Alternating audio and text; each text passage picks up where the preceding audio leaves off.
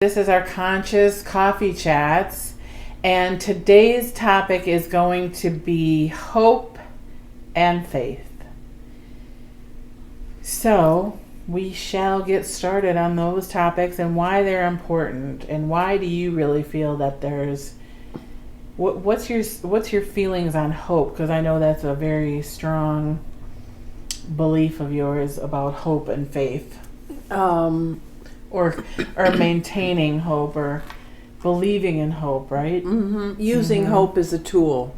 I use hope as a tool because if you don't know, you don't feel like you know God well enough to ask Him, or you feel like you don't know how God source is moving toward you or for you, or you hope He's keeping His word and His presence in your life, and you can't really use faith because we don't know what even faith is. It's been so convoluted, and people will just say, well, just believe, and you're like, how do you just believe? Mm-hmm. Or believe what? Yeah, right, that's what I mean, believe what?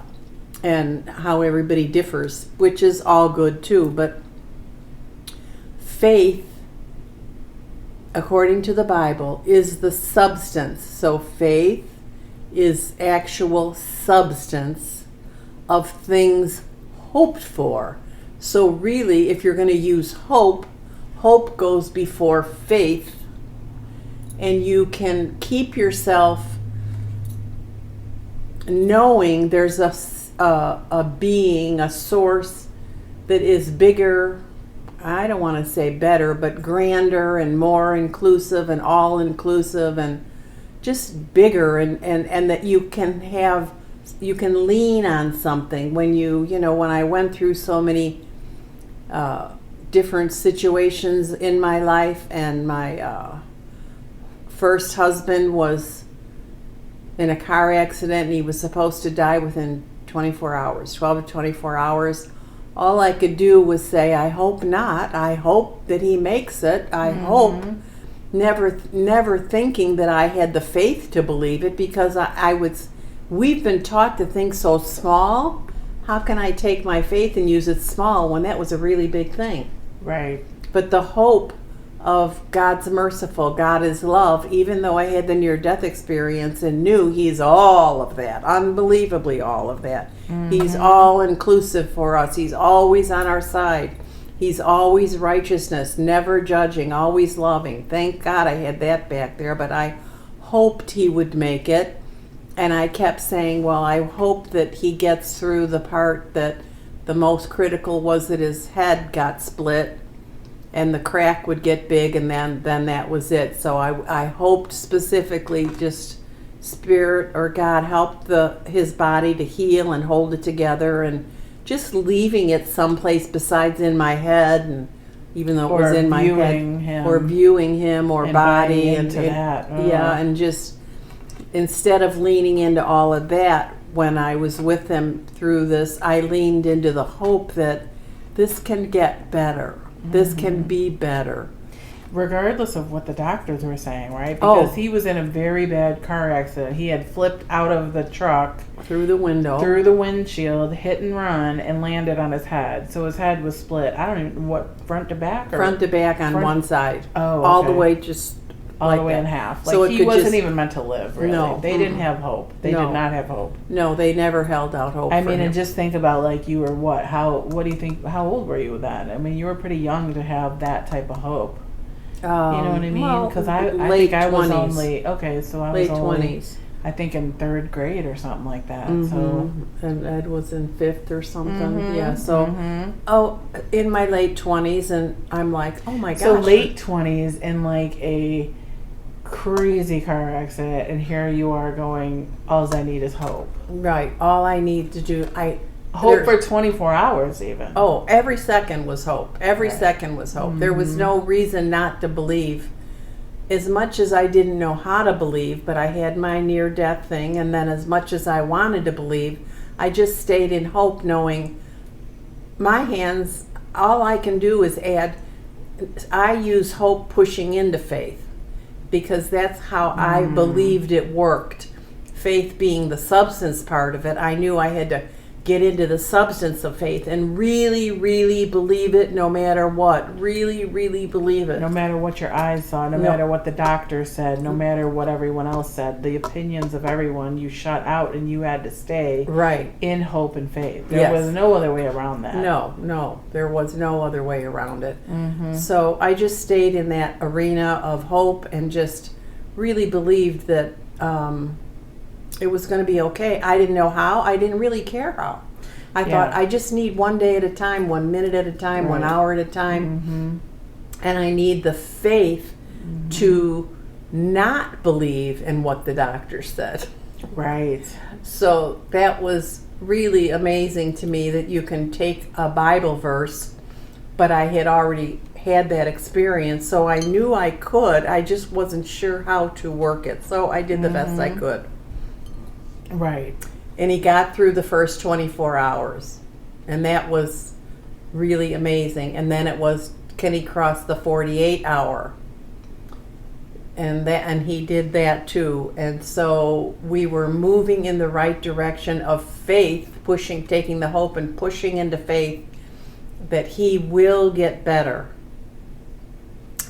And I asked God that, I said, I'm not interfering with his life, whether he wants to be here or not. But I am asking that if he's healed and whole, that you restore him to wholeness and not have any residual side effects and be a physical, have to have care because he's so physically broken. So I just... Right, because they claim that he'll never do anything. He's only going to be a vegetable. That's all that they was said. They were saying. Like, yeah.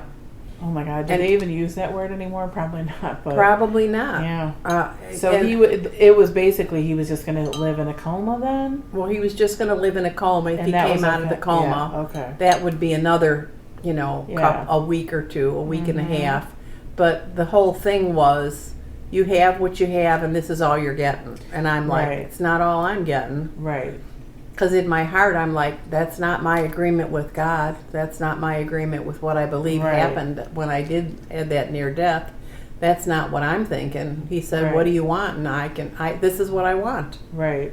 For him to return to wholeness. To return to be home and not be what they were saying, and to avoid all the surgeries that they were saying if he lived. There was a list of that, and I'm like, oh Lord. Oh goodness. So I just left it alone and just stayed with him and watched him progress, and then one day But that wasn't, like you say, you just left it alone. Was it an easy process, or it was just you knew you had to push into God and trust? It wasn't easy. No, I can't imagine it was being terrifying, easy. but I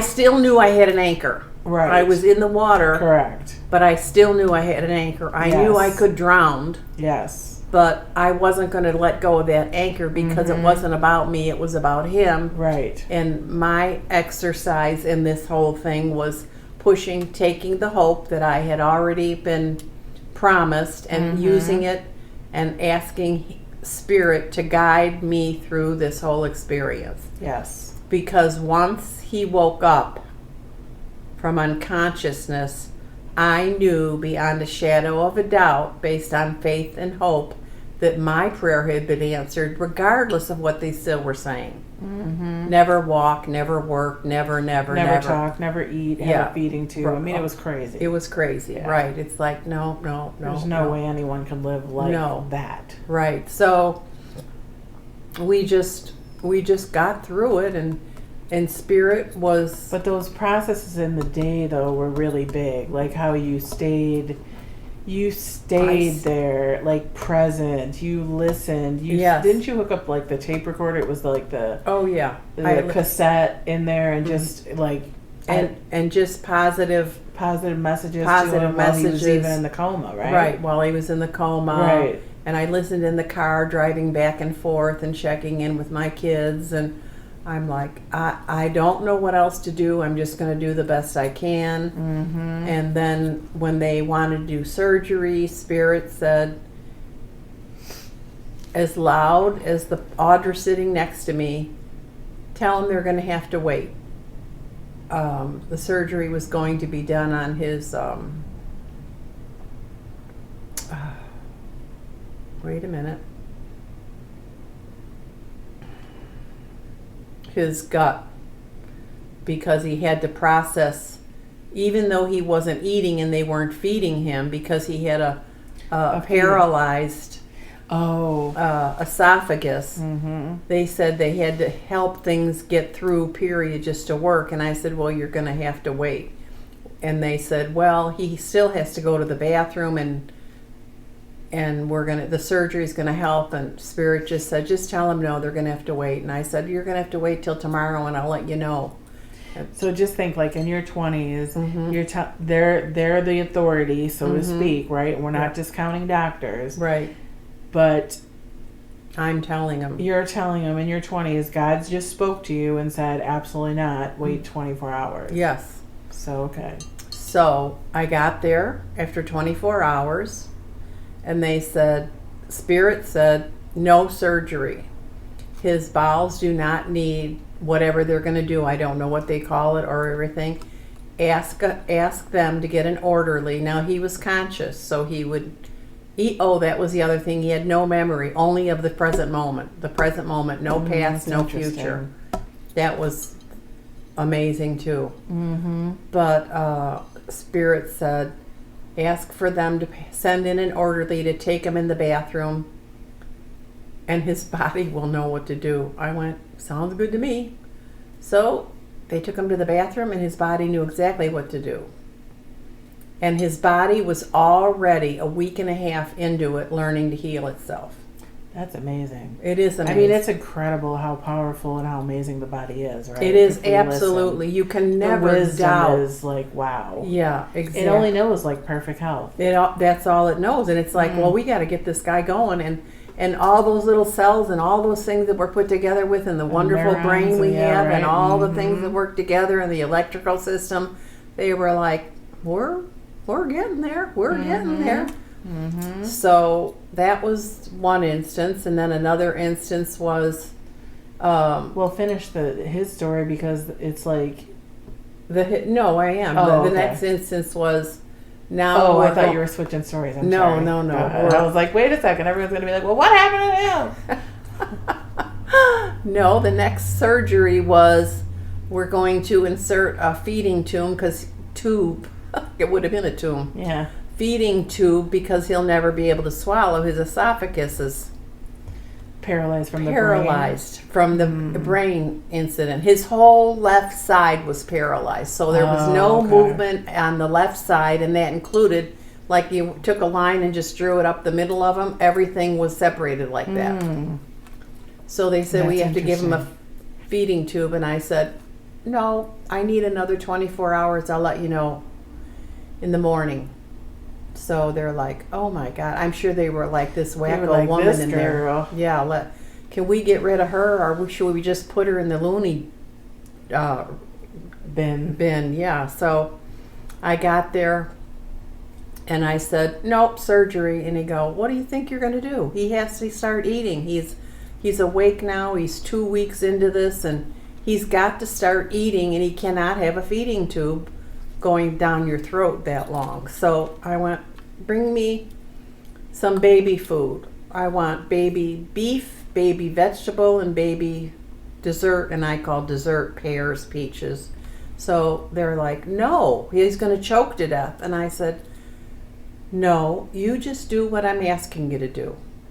And just bring it to me, and we'll see how he does. You're going to kill him. He's going to suffocate, blah, blah, all the threats. I'm like, no. So they came and left it there, and did not wait to see what was going to happen, of course. I don't think they could stomach it. So I would have to say, his name was Ed. You can open your mouth, because I'm going to feed you some meat. And he went, okay. And I said, and I want you to kind of swish it around in your mouth and then swallow it. So he went, okay. And he did. He swished it and swallowed it, and swished it and swallowed it, and ate the whole jar of beef. Now, in between that, I was giving him the vegetable, which might have been carrots or whatever. Same instructions, swish around a little bit, because I knew he wasn't feeling all. Right. So I wanted him to feel whatever he could to work with me. Now, this is all instructions by Spirit.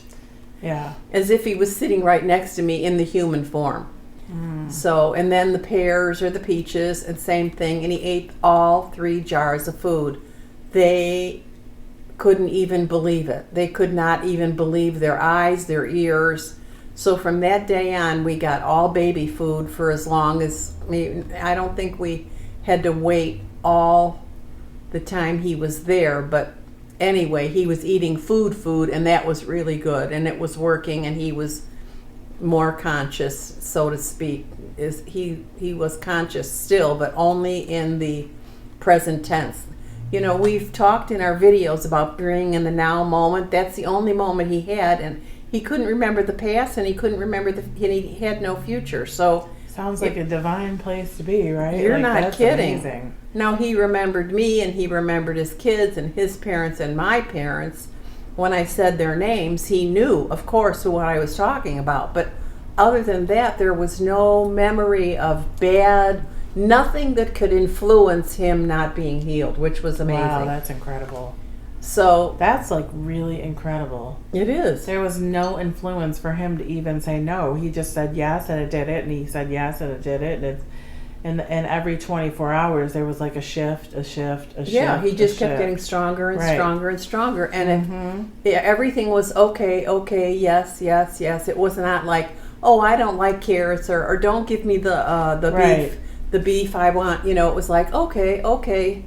So anyway, he got strong enough to start taking physical therapy, and that was another amazing thing, and he did outstanding in the physical therapy, and every time we went, there was a major shift in his physical ability to have the physical body kept shifting and getting stronger, and knowing what to do by memory now, because remember, he was paralyzed.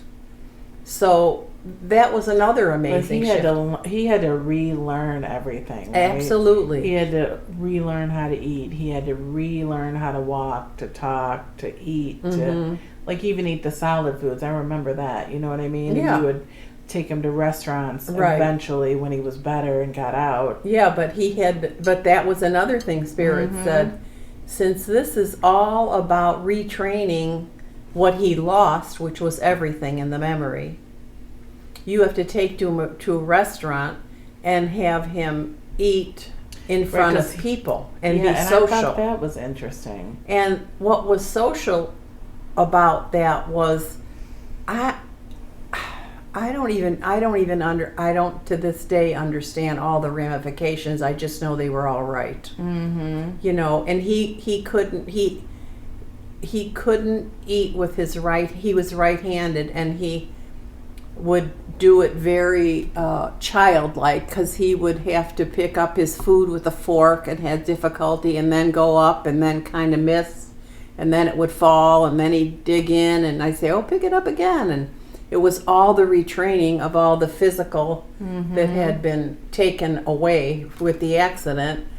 But each day we did that, and we worked at home and the kids were all young enough that we had all kinds of children's toys. So every day on the kitchen table, we had our memory class of small motor skills, and put the square in the square, and the round in the round, and repeat. So a lot went on for that first 6 months to a year, and then while he was hitting the 1 year spot, you could see the miraculous healing he had. I mean, from top to bottom. He had 100%, even if not better, because he didn't even have the old memories of nonsense. Right. And everything was he enjoyed his life so much, oh, my that's a great gosh. dinner. Oh, I really liked that. And he was just enjoying the things of life, the simple things of life that he could realize again, not because he didn't have the background chatter. Oh my gosh. So anyway, it turned out to be he was totally healed, and within 2 years back on the job as an electrician, and it was an amazing incident that it was just miraculous all the way around. Right. And all of it was really miracles, just even with him, but then even your participation in it, right? Oh, yeah. Because, I don't know if I could, I could, right, if it was on me, right? But, like, that would really be difficult going against, like, the authority figure of doctors and saying absolutely not at 20. You know what I mean? But then part of me would be like, oh, that would be like kind of fun, right? Yeah, right. You know what I mean? But like really trusting and having that faith and knowing that hope is the substance, faith is the substance, and they all are working together and for our good. Right. So it was the good of you using your voice, the good of him, right? Like relearning, cooperating, and knowing that that was how it had to go. Yes. The one of the things that was very unusual was I had no problem telling the doctors no. I don't know who that girl was. I had no problem saying that's not happening here. I had no issues with any of it. I didn't say wait or no, I'm thinking. It was like, nope, It not was like yet. decision after It was, decision after decision. so I know now those were called downloads from Spirit. And like I said, that was like Spirit was sitting in this chair and saying, tell them they have to wait 24 hours. We have to get our stuff together. And then we're working on it. Yep.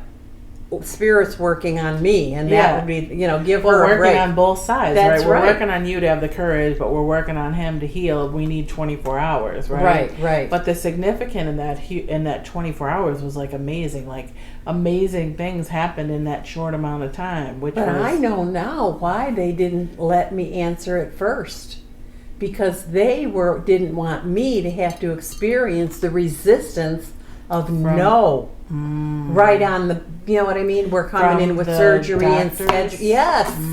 We're scheduling the surgery for tomorrow. Right. They came in to talk about it, not. Oh, so you mean if you said no, they would have resisted that, the doctors and it would have been this discussion and argument and why are you thinking and watered down and pushed back. Right. So the 24 hours was the outlet of being like, for me. Yes.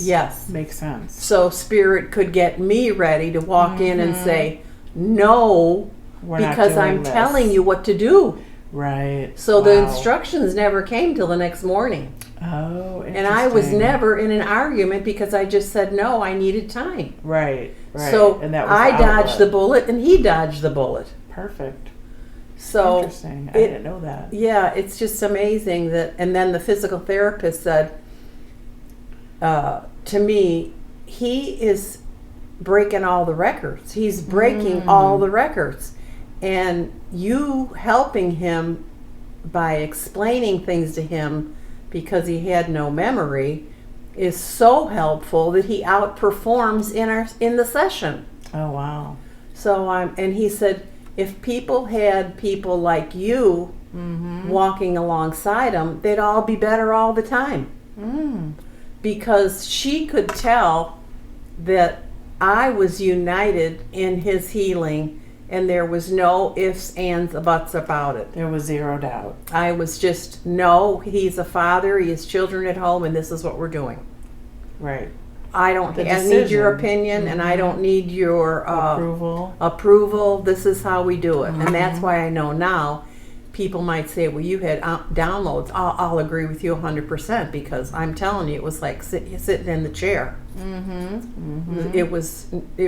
I never even for a second doubted any of it because it was like, if you think I'm going to say no to you and yes to you, you got another thought coming. Then one other important thing is my sister had a friend in high school who was killed in a car accident, and her father was a neurosurgeon. And he had a lab in his basement the size of a hospital lab and did experiments all the time. And I asked her if I could talk to him about a couple things because they were telling me so many negative things all the time, and I would just put them on the shelf like, okay, I can't take anymore. But when I called him probably once a week or maybe a couple times a week for the first couple weeks, or anyway, whatever time that was in there, he would say to me, you are absolutely doing the right thing 100%. The body can learn every single thing. The brain is 10%. There's 90% left to learn everything you're talking about. There's 90% left to be healed. There's 90% left to be used. And he just kept encouraging me, no matter what they say, keep doing what you're doing, because you're actually training all those neuropaths, whatever, I guess, and you're asking them to, they're doing things to help everything that he needed to learn was being taught, that he could learn them and the physical body would respond and heal.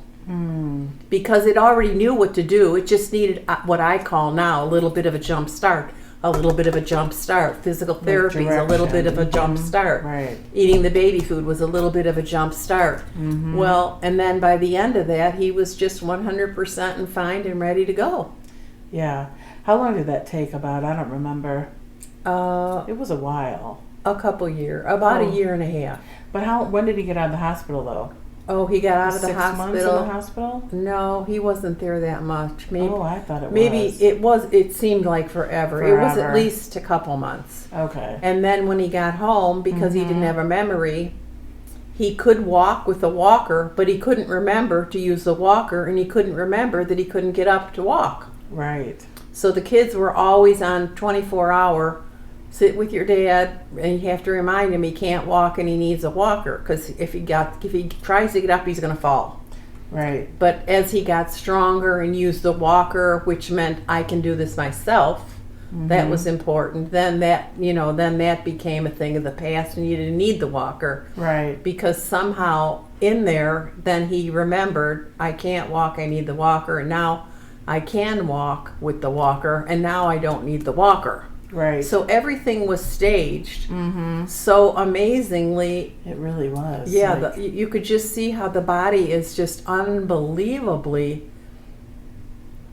intuitive and knows how to heal itself 100%. And none of this was done surgically. How long did it take do you remember how long it took for the brain to heal? Like, that had to repair itself, because he didn't have surgery. No. It just grew. You just had to heal it by reintroducing everything and reestablishing a foundation and he knew who was in his family, but he didn't have any history as far as friends. Now he might have if we had friends over, but we didn't for so long. But there was really nothing outside of him that he remembered.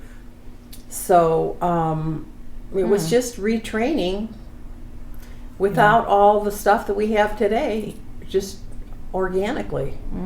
Interesting. Wow. Anyway, that's my story on hope, and why hope is so important, because it helped me substitute a word that I didn't think that I could use, because I didn't know what faith meant, and I didn't know how do you use faith when something like this happens. Right. And if you are allowed to ask, although I knew I could ask, because when I met God, he said, you have the questions, you can have whatever you want, free will, free choice. And I'm like, but something like this? And it was yes, just keep asking, keep doing. But my favorite word was the hope of things to come. And the hope of things to come is you write the check. That's the bottom line. Write the check out. And that check includes everything. That's powerful. That is really powerful. So Wow, an amazing story. I don't really remember all of that. I was pretty young, and interesting to hear, and just amazing how hope just shifts you. Yeah. It really shifts you. Like if you just have that one little hope, you can shift, and then God handles the rest. Right. That's exactly and, what happened. And the letting go, The hope is like igniting. Right, and right. then where's the flame? Because sometimes Where's the it's flame? almost too big to get to faith, and it that's looked what like I mean. it was faith was just too big of a jump. But hope kind of just guided you along the path, right, and listening to truth and God. And, right, because each time you experience hope, you get more hopeful. Right, and you know it grows. That the alignment with faith will be there, not by me, but by what was promised us. Yes, so, promised. Yes. So, wow. Okay. Well, take that. Let us know. Leave comments. We would love to hear your take on this, and if it brought you some hope today, that would be fantastic. That's our goal. Reach out if you want to get in touch with us at www.nomatterwhatyou'reat. Like and subscribe and share. We want to just keep spreading this message of hope, and that it's all about hope and faith, and just tuning into you and tuning into the love that is available for all of us. And we will see you on the next video. Yes, we will. So enjoy your day, guys. Be blessed. And I forgot to say, if you want to reach out for consultations and coaching, or if you feel like you're stuck, just reach out, DM us, or go to the website, book a session. So enjoy your day. We'll see you soon. See you on the next video. Bye-bye. Bye-bye.